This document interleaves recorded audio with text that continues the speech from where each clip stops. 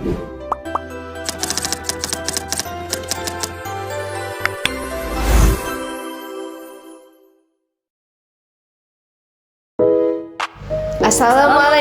warahmatullahi wabarakatuh.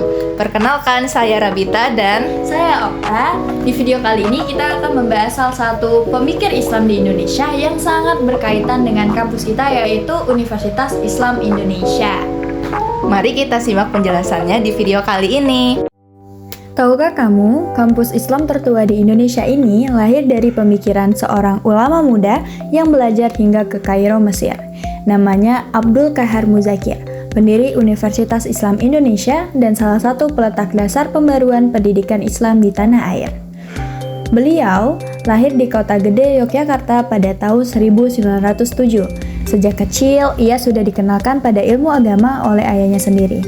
Lalu beliau melanjutkan pendidikan di sejumlah pesantren, termasuk pesantren Tremas di Pacitan. Pada 1924, beliau berangkat menunaikan ibadah haji, lalu melanjutkan studi ke Mesir. Di sanalah ia belajar di Universitas Al-Azhar, kemudian pindah ke Universitas Darul Ulum Kairo, hingga lulus di tahun 1936 dengan bekal ilmu hukum Islam, pendidikan, dan bahasa Arab.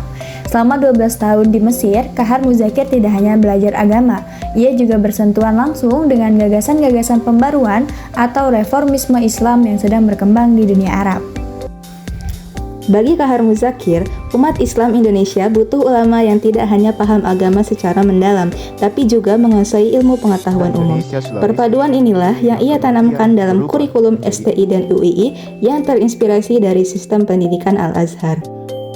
Ia juga dikenal concern terhadap penerapan hukum Islam dalam kehidupan bernegara, bahkan menerjemahkan karya-karya ulama Timur Tengah tentang syariat. Tak berhenti di situ, ia juga menjadi pelopor gagasan pendidikan tinggi khusus perempuan dan turut merintis lahirnya Universitas Muhammadiyah Yogyakarta. Gagasan besarnya sederhana, yaitu Islam dan kemajuan bukan dua hal yang bertentangan, melainkan harus berjalan beriringan. Atas jasa-jasanya, pemerintah Indonesia menganugerahkan gelar pahlawan nasional kepada Abdul Qahar Muzakir pada tahun 2019. Lebih dari 7 dekade kemudian, kampus yang ia rintis tetap berdiri sebagai bukti nyata bahwa pendidikan Islam bisa menjadi jalan memerdekakan bangsa.